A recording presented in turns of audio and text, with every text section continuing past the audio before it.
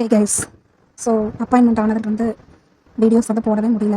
February 16 வந்து first day நான் வந்து ஸ்கூலுக்கு போனேன். உடனே வந்து ஏலகிரியில் ட்ரைனிங் போட்டிருந்தாங்க. 3 days இன்டென்சிவ் ட்ரைனிங் வந்து போட்டிருந்தாங்க. அது முடிச்சதுமே வந்து எக்ஸாம் டியூட்டி வந்துடுச்சு. எக்ஸாம் டியூட்டி வந்து 6 days நான் போயிருந்தேன். அது முடிச்சதுமே வேல்யூஷன் முடிச்ச உடனே எலெக்ஷன் டியூட்டி வந்துடுச்சு.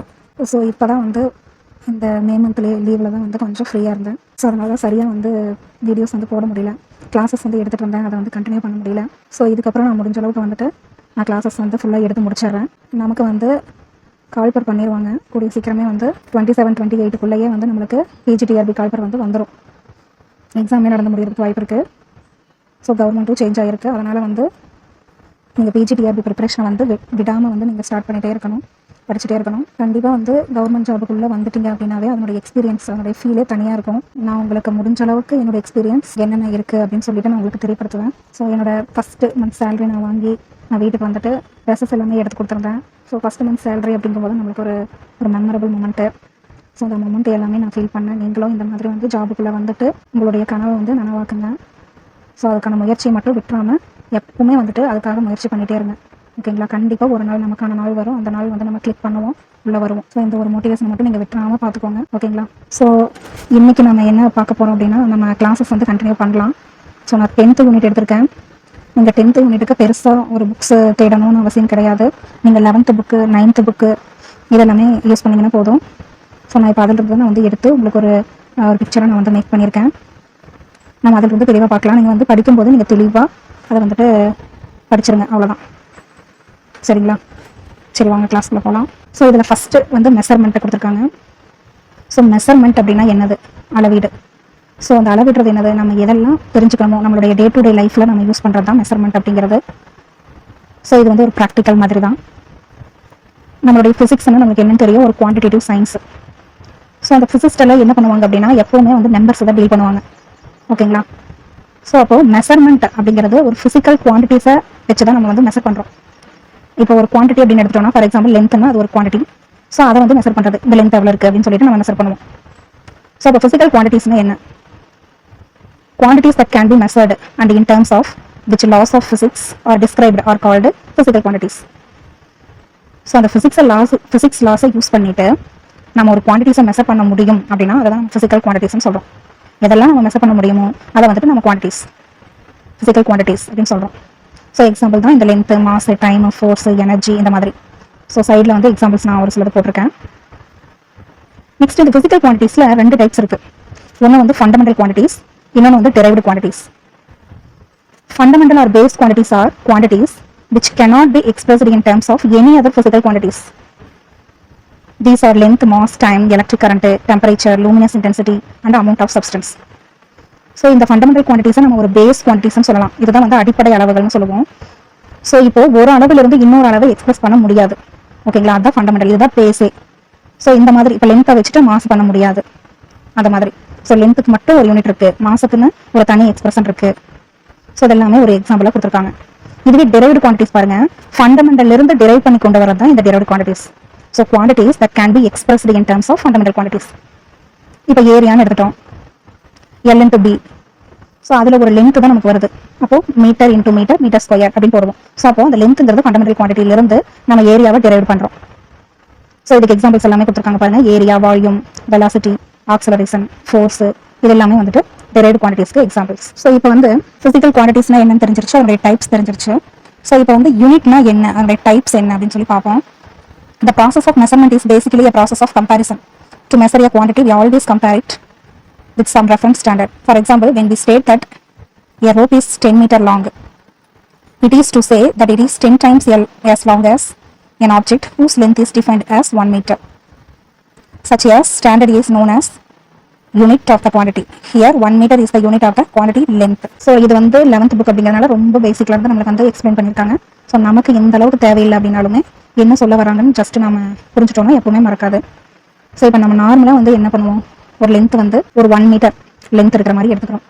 இதுவே நம்ம வந்துட்டு 10 மீட்டர் வேணும்னா அப்போ 1 × 10 டைம்ஸ், அப்போ 1 மீட்டரில் 10 மடங்கு இருக்குது அப்படின்னு சொல்லுவோம். ஸோ அப்போ லென்த் அப்படிங்கிறது தான் நம்ம வந்து குவான்டிட்டின்னு சொல்கிறோம். இதில் அந்த மீட்டர் அப்படிங்கிறது யூனிட். ஸோ அப்போ அந்த யூனிட் அப்படிங்கிறது தான் வந்து அந்த குவான்டிட்டியில் நம்ம மெஷர் பண்ணுறோம். அந்த யூனிட் அப்படின்னு சொல்கிறது தான் வந்து ஒரு குவான்டிட்டியை மெஷர் பண்ணுறதுக்கு யூஸ் ஆகுது. So an arbitrarily chosen standard of measurement of a quantity which is accepted internationally is called unit of the quantity. So அந்த ஒரு குவான்டிட்டியை நம்ம மெஷர் பண்ணுறதுக்கு எடுத்துக்கிற யூனிட்டை வந்து இன்டர்நேஷனலாக அக்செப்ட் பண்ணுற யூனிட்டாக தான் நம்ம எடுத்துக்கிறோம். இப்போ லென்த்னாவே எல்லாருமே மீட்டர் தான் சொல்கிறாங்க. மீட்டர், சென்டிமீட்டர், இது எல்லாமே வந்துட்டு நம்ம வந்து லென்த்தில் மெஷர் பண்ணக்கூடியது தான் இது internationally accepted unit. The units in which the fundamental quantities are measured are called fundamental units. இப்போ fundamental quantities மெஷர் பண்றதுக்கு எடுத்துக்கிற யூனிட்ஸ் நம்ம fundamental units னு சொல்றோம். அதே மாதிரி the units of measurement of all other physical quantities which can be obtained by a suitable multiplication or division powers of a fundamental units. இந்த fundamental units ல இருந்து நாம வந்து மல்டிப்ளை பண்ணியும் டிவைட் பண்ணியும் நம்ம யூஸ் பண்ற டெரைவ் பண்ணி யூஸ் பண்ற யூனிட்ஸ் தான் நம்ம வந்துட்டு டெரைவ்டு யூனிட்ஸ் னு சொல்றோம். இந்த டெரைவ்டு குவான்டிட்டிஸ்னோட யூனிட்ஸ் டெரைவ்டு யூனிட்ஸ். ஸோ இதுல வந்து நம்மளுக்கு different types of measurement system இருக்கு. இதுதான் நம்மளுக்கு ரொம்பவுமே வந்துட்டு இம்பார்ட்டன்டான தெரிஞ்சுக்க வேண்டிய ஒன்று. So a complete set of units which is used to measure all kind of fundamental and derived quantities is called system of units னு சொல்லுவோம். ஸோ நம்ம வந்து ஃபண்டமெண்டல் அண்ட் derived quantities ஒரு சிஸ்டம் ஆஃப் யூனிட்ஸ், ஒரு யூனிட்ஸ்னு எடுத்தோம்னா ஒரு fundamental units இருக்கும் அல்லது derived யூனிட்ஸ் இருக்கும். இதுல இப்போ காமனா நம்ம வந்துட்டு ஒரு மெக்கானிக்ஸ்ல காமனா யூஸ் பண்ற யூனிட்ஸ் என்னென்ன அப்படின்னு பார்த்தோம்னா FPS சிஸ்டம்னு இருக்கு. அதே மாதிரி CGS சிஸ்டம், MKS சிஸ்டம் அப்படின்னு சொல்லிட்டு 3 விதமான சிஸ்டம் படி நம்ம வந்து யூனிட்ஸை வந்து மெஷர் பண்ணுவோம். ஸோ இந்த FPS சிஸ்டம் அப்படிங்கிறது என்ன அப்படின்னு பார்த்தோம்னா இது வந்து ஒரு British engineering system of units தான். ஸோ இதுல F அப்படிங்கிறது ஃபுட்னு எடுத்துக்கிறாங்க, P அப்படின்னா பவுண்ட், S அப்படின்னா செகண்ட். ஸோ இந்த பேசிக் யூனிட்ஸ்ல நம்ம எல்லாத்துக்குமே இந்த 3 சிஸ்டத்துக்குமே பேசிக் யூனிட்டான லென்த், மாஸ் அண்ட் டைம், இந்த 3 வச்சு தான் வந்து FPS, CGS, MKS சிஸ்டத்தை வந்து மேக் பண்ணிருப்பாங்க. ஸோ அப்போ FPS அப்படிங்கிறது ஃபுட், பவுண்ட், செகண்ட். நெக்ஸ்ட் பார்த்தோம்னா CGS சிஸ்டம், இது வந்து ஒரு காசியன் சிஸ்டம்னு சொல்லுவாங்க. இது வந்து C அப்படின்னா சென்டிமீட்டர், Gனா கிராம், Sனா செகண்ட். ஸோ இதுவுமே லென்த், மாஸ், டைமோட யூனிட் தான். அதே மாதிரி MKS சிஸ்டத்தில் யூஸ் பண்ற யூனிட்ஸ் எல்லாம் என்னன்னா metre, kilogram and second. So Mனா மீட்டர், Kனா கிலோகிராம், Sனா செகண்ட். ஸோ இப்போ நம்ம நார்மலாக யூஸ் பண்றது எந்த யூனிட் அப்படின்னு பார்த்தோம்னா MKS சிஸ்டமும் நம்ம யூஸ் பண்ணியிருக்கோம், CGS சிஸ்டமும் நம்ம யூஸ் பண்ணுவோம். இந்த FPS சிஸ்டம் வந்து பிரிட்டிஷ் இன்ஜினியரிங் சிஸ்டத்தை நம்ம அதிகமாக வந்து யூஸ் பண்றது கிடையாது. ஸோ இப்போ இந்த 3 சிஸ்டத்தில் SI யூனிட்டா நம்ம எழுதுவோம் எல்லாத்துக்குமே. ஸோ அந்த யூனிட்டா நம்ம வந்து இந்த 3 சிஸ்டத்துல வந்து எதை எடுத்துப்போம் அப்படின்னு சொல்லிட்டு நம்ம பார்க்கலாம். So CGS, MKS, SI or metric or decimal system of units அப்படின்னு சொல்றாங்க. இந்த FPS சிஸ்டம் மட்டும் மெட்ரிக் கிடையாது, அது வந்து ஒரு பிரிட்டிஷ் சிஸ்டம். ஸோ இதுல வந்து CGS, MKS மட்டும் தான் SI சிஸ்டம். ஓகேங்களா? அப்போ இதுல இருந்தே ஒரு ஐடியா கிடைச்சிருக்கும். நம்ம SI சிஸ்டமா வந்துட்டு SI யூனிட்ல நம்ம மெஷர் பண்றதுக்கு CGS ஆர் MKS நம்ம எடுத்துக்க போறோம். அதுலயுமே வந்துட்டு MKS தான் நம்ம மோஸ்ட் இம்பார்ட்டன்ட்லி நம்ம யூஸ் பண்றோம். So SI unit system அப்படின்னா என்னது? The system of units used by scientists and engineers around the world is commonly called the metric system அப்படின்னு சொல்லுவோம். ஸோ எல்லாத்தினாலையும் அக்செப்ட் பண்ணக்கூடிய ஒரு யூனிட் அப்படின்னு பார்த்தோம்னா இந்த சிஸ்டம் ஆஃப் யூனிட்டை நம்ம மெட்ரிக் சிஸ்டம் அப்படின்னு சொல்லிட்டு நம்ம சொல்லுவோம். ஓகேங்களா? இந்த மெட்ரிக் சிஸ்டம்ங்கிறது தான் என்னென்ன அந்த CGS, MKS சொன்னோம் இல்லையா, அது 1960s இருந்து இந்த மெட்ரிக் சிஸ்டத்தை ஒரு இன்டர்நேஷனல் சிஸ்டம் அப்படின்னு சொல்லிட்டு அஃபீஷியலாக வந்து சொல்லிட்டாங்க. ஸோ SIன்னு கூட சொல்லிக்கலாம், SI unit.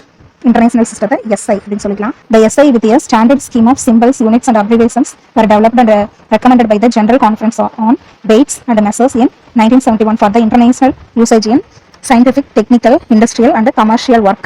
The advantages of the SI system are. So இந்த SI சிஸ்டத்துக்கு வந்து நீங்க 8th புக்ல ஒரு ஸ்டோரி மாதிரி நீங்க படிச்சிருக்கலாம். அதாவது என்னன்னா இந்த SI சிஸ்டம் அப்படிங்கிறது இப்போ நம்ம 3 சிஸ்டம் பார்த்தோம் இல்லைங்களா, FPS, CGS, MKS. இப்போ ஒவ்வொரு இடத்துலையும் ஒவ்வொரு மாதிரி வந்துட்டு அந்த டைம்ல எல்லாம் வந்து என்ன பண்ணிட்டு இருந்தாங்க, மெஷர் பண்ணிட்டு இருந்தாங்க. இப்போ ஃபுட், பவுண்டு, செகண்ட்ல ஒரு சிலர் வந்து ஒரு சில நாட்டிலேயோ அல்லது ஒரு சில பிளேஸ்லயோ வந்து மெஷர் பண்ணிட்டு இருந்தாங்க. அதுவே CGS ஒரு இடத்துல, அதே மாதிரி MKS ஒரு இடத்துல. இந்த மாதிரி வந்துட்டு நம்ம வேற வேற பிளேஸ்ல வேற வேற மெஷர்மெண்ட் பண்ணும்போது நம்மளுக்கு வந்து மிஸ்கம்யூனிகேஷன் வந்து இருக்கும். ஸோ இதை அவாய்ட் பண்றதுக்காக தான் என்ன பண்றாங்க அப்படின்னா ஒரு SI யூனிட்னு கொண்டு வந்திருக்காங்க. இப்போ எல்லாருமே இதுல தான் மெஷர் பண்ணணும் அப்படிங்கிற மாதிரி இன்டர்நேஷனலாக அக்செப்ட் பண்ண ஒரு யூனிட்டை நம்ம எடுத்துக்கணும். காமனாக எல்லாரும் ஒரு யூனிட்ல வந்து மெஷர் பண்ணணும். அப்போ இந்த கன்ஃபியூஷன்ஸ் வந்து இருக்காது அப்படிங்கிறதுக்காக கொண்டு வந்தது இந்த SI யூனிட். என்னோட அட்வான்டேஜஸ் என்ன அப்படின்னு பார்த்தோம்னா the system makes use of only one unit for one physical quantity which means a rational system of units. So ஒரு குவான்டிட்டிக்கு ஒரு யூனிட் தான் இருக்கணும். அப்போ வந்துட்டு இது ரேஷனல் சிஸ்டம் ஆஃப் யூனிட்ஸ் நம்ம சொல்றோம். So in the system, all the derived units can be easily obtained from basic and supplementary units, which means it is coherent system of units. So அந்த derived units வந்து ஈஸியாக நம்ம என்ன பண்ண முடியும், அப்போ அந்த ஒரு யூனிட்டுக்கு ஒரு குவான்டிட்டிக்கு ஒரு யூனிட் அப்படிங்கும்போது derived quantities வந்து ஈஸியாக நம்ம வந்து டெரைவ் பண்ண முடியும். So it is matric system which means that multiplies and submultiplies can be expressed as power of 10. இந்த மெட்ரிக் சிஸ்டம்னுடைய மீனிங் என்ன, நம்ம எப்படி எக்ஸ்பிரஸ் பண்ணுறோம் அப்படின்னா பவர்ஸ் ஆஃப் 10ல multiples and submultiples can be expressed as power of 10ல வந்துட்டு நம்ம வந்து எக்ஸ்பிரஸ் பண்ணுறோம். ஸோ இதில் பார்த்தீங்க அப்படின்னா பேஸ் குவான்டிட்டிஸ் அண்ட் யூனிட்ஸ் கொடுத்துருக்காங்க. ஸோ இதில் பேஸ் குவான்டிட்டி அப்படிங்கிறது ஒரு 7 குவான்டிட்டி இருக்கு. அதுதான் ஃபண்டமெண்டல் குவான்டிட்டிஸ் அப்படின்னு நம்ம சொல்லுவோம். Length, mass, time, electric current, temperature, amount of substance, luminous intensity. லென்த்துக்கு யூனிட் என்ன, மீட்டர். அப்போ அந்த சிம்பிள் என்னதுன்னா M, ஸ்மால் எம்ல தான் குறிப்போம். Mass kilogram, KG. டைம்னா செகண்ட், S. எலக்ட்ரிக் கரண்ட்டுக்கு ஆம்பியர். கேபிட்டல் ஏ அல்லது ஆம்ப் அப்படின்னு போடுவோம். டெம்பரேச்சர் அப்படின்னா கெல்வின், கேபிட்டலில் கேன்னு போட்டுக்கோங்க. அமௌண்ட் ஆஃப் சப்ஸ்டன்ஸ்க்கு மோல், எம்ஓஎல் மோல்னு போட்டுக்கிறோம். லூமினஸ் இன்டென்சிட்டிக்கு கேண்டிலா, சிடி சிம்பிள். ஸோ இதில் வந்து டெஃபினிஷன்ஸும் கொடுத்துருக்காங்க, நீங்கள் பொறுமையாக இதை வந்து படிச்சு பார்த்துக்கோங்க. இதில் வந்து நீங்கள் முக்கியமாக தெரிஞ்சுக்க வேண்டியது யூனிட் அண்ட் சிம்பிள். நெக்ஸ்ட் பாருங்க, டிரைவ்டு குவான்டிட்டிஸ். இதை பார்த்தீங்கன்னா ஒரு ஐடியா கிடைக்கும். இப்போ டிரைவ்டு குவான்டிட்டிஸ் அப்படிங்கிறது ஃபண்டமெண்டல் குவான்டிட்டிஸ்லேருந்து நம்ம டிரைவ் பண்ணி கிடைக்கக்கூடியதான் டிரைவ்டு குவான்டிட்டிஸ். அப்போ பிளேன் ஆங்கிள் அப்படிங்கிறது ஆர்க்கு டிவைடட் பை ரேடியஸ், அதுதான் பிளேன் ஆங்கிள். சாலிட் ஆங்கிளுக்கு surface area divided by radius squared. ஓகேங்களா, அந்த ரெண்டையும் தெரிஞ்சுக்கோங்க. Plane angle, solid angle. Plane ஆங்கிள்னாவே நமக்கு யூனிட் தெரியும் ரேடியன், சாலிட் ஆங்கிள்னாவே ஸ்ட்ரேடியன். இதெல்லாமே இம்பார்ட்டன்ட் 1 மார்க்ஸ்.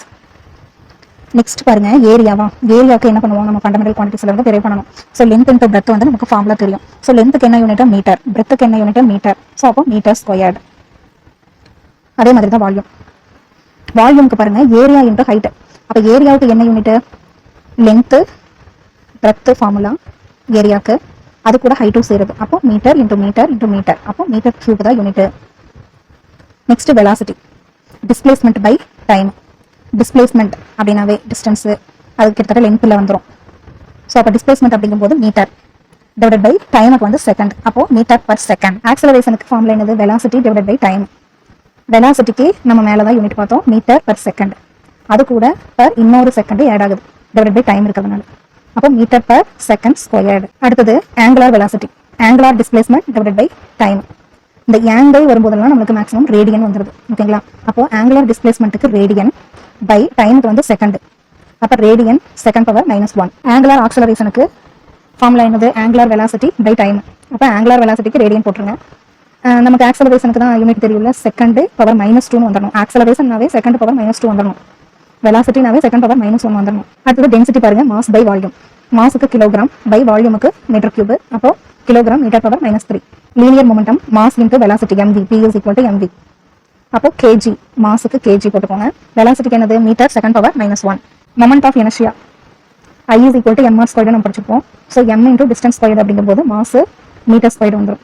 சரிங்களா, மாஸ்க்கு வந்து கிலோகிராம், டிஸ்டன்ஸ்க்கு வந்து மீட்டர் ஸ்கொயர்டு. ஃபோர்ஸுக்கு வந்து ma, f equal to ma, mass into acceleration. அப்போ மாஸுக்கு வந்து கிலோகிராமு, ஆக்சலரேஷனுக்கு ms பவர் -2. இந்த ரெண்டையும் சேர்த்து நம்ம நியூட்டன் கூட போட்டுக்கலாம். அப்போ நியூட்டன் அப்படிங்கிறதுக்கு கிலோகிராம் மீட்டர் செகண்ட் பவர் -2 அப்படிங்கிற இன்னொரு யூனிட்டும் இருக்கு. ப்ரெஷர் அப்படின்னா ஃபோர்ஸ் பை ஏரியா. ஃபோர்ஸுக்கு நம்ம என்ன போடுவோம், f is equal to ma போட்டதான் kg ms பவர் -2 போடுவோம், அல்லது நியூட்டன் போட்டுக்கலாமா. அப்போ ஃபோர்ஸுக்கு வந்து நியூட்டன் டிவைடட் பை ஏரியாவுக்கு மீட்டர் ஸ்கொயர்டு, அப்போ n m பவர் -2. அல்லது ப்ரெஷருக்கு பாஸ்கல் அப்படிங்கிற யூனிட்டும் இருக்கு. எனர்ஜிக்கு ஃபோர்ஸ் இன்டூ டிஸ்டன்ஸ். ஃபோர்ஸுக்கு நியூட்டனு, டிஸ்டன்ஸுக்கு மீட்டர். அப்போ எனர்ஜிக்கு நியூட்டன் மீட்டரும் போடலாம், ஜூல் அப்படிங்கிற இன்னொரு யூனிட்டும் இருக்கு. பவர் அப்படின்னா work divide by time. Work அல்லது எனர்ஜி இந்த ரெண்டுமே ஒன்று தான்.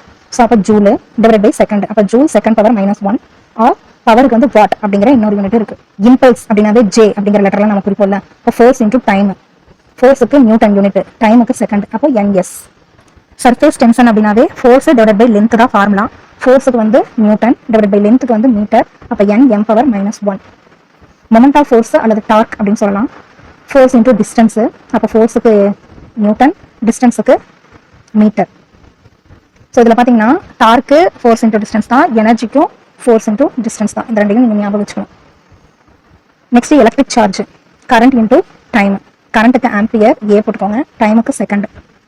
அல்லது சார்ஜ்னாவே கூலும் அப்படிங்கிற இன்னொரு யூனிட்டும் இருக்கு. கரண்ட் டென்சிட்டி அப்படின்னாவே கரண்ட் டிவைடட் பை ஏரியா. அப்போ கரண்ட்டுக்கு ஆம்பியர், ஏரியாவுக்கு மீட்டர் ஸ்கொயர், அப்போ ampere metre power -2. Magnetic induction, force divide by current into length. So ஃபோர்ஸுக்கு நியூட்டன், கரண்ட்டுக்கு ஆம்பியர், லென்த்துக்கு மீட்டர், அப்போ force divide by current into லென்த்துக்கு newton, ampere power -1, metre power -1. அல்லது மேக்னெட்டிக் இண்டக்ஷனுக்கு நம்ம டெஸ்லா அப்படிங்கிற இன்னொரு யூனிட்டும் பயன்படுத்தலாம். ஃபோர்ஸ் கான்ஸ்டன்ட் அப்படின்னாவே ஃபோர்ஸ் டிவைட் பை டிஸ்பிளேஸ்மெண்ட். அப்போ ஃபோர்ஸுக்கு n, டிஸ்பிளேஸ்மெண்ட்டுக்கு மீட்டர், அப்போ நியூட்டன் மீட்டர் பவர் -1. ஸோ அப்போ சர்ஃபேஸ் டென்ஷனுக்கு ஃபோர்ஸ் கான்ஸ்டன்ட்டுக்கு சேமாக வருது. Planck's constant, energy of photon divide by frequency equal to H nu. அதில் வந்து ஹெச் கேட்டிருக்காங்க, அப்போ இ பை நியூன்னு வரும். அதுக்கு வந்து joule second formula. Specific heat, heat energy divide by mass into temperature. அப்போ ஹீட்டுக்கு வந்து நம்ம ஜூல் தான், ஹீட் எனர்ஜின்னு வந்துருச்சு பாருங்க, ஜூலு. டிவைட் பை மாஸுக்கு வந்து கிலோகிராம், டெம்பரேச்சருக்கு வந்து கெல்வின். அப்போ joule kilogram power -1, kelvin power -1. Boltzmann constant K. அப்போ எனர்ஜி பை டெம்பரேச்சர், எனர்ஜிக்கு ஜூல் டிவைட் பை டெம்பரேச்சருக்கு வந்து கெல்வின். அப்போ ஜூல் பர் கெல்வின். ஸோ இதெல்லாம் தான் derived quantities and their units. So guys, இந்த வீடியோ உங்களுக்கு யூஸ்ஃபுல்லாக இருக்கும்னு நம்புறேன். ஸோ உங்களுக்கு ஏதாவது டாபிக்ஸ் வந்து பர்டிகுலராக வந்து புரியாமல் இருக்குது, அதை எடுங்க அப்படின்னு சொன்னால் கூட நான் எடுக்கிறேன். நீங்கள் கமெண்ட் பண்ணுங்கள். அந்த டாபிக்ஸை நான் உங்களுக்கு தனியாக வந்து கிளாஸஸ் போடுறேன். ஸோ நம்ம வீடியோ பிடிச்சிருந்தது அப்படின்னா ஒரு லைக்கை போட்டு உங்கள் ஃப்ரெண்ட்ஸுக்கும் ஷேர் பண்ணிவிடுங்க. இந்த டாபிக்ஸ் எல்லாமே இம்பார்ட்டன்ட். ஸோ அவங்களுக்கும் யூஸ்ஃபுல்லாக இருக்கும். ஸோ தொடர்ந்து வந்து முயற்சி பண்ணிகிட்டே இருங்க, கண்டிப்பாக வெற்றி கிடைக்கும். ஓகேங்களா? தேங்க்யூ, தேங்க்ஸ் ஃபார் வாட்சிங்.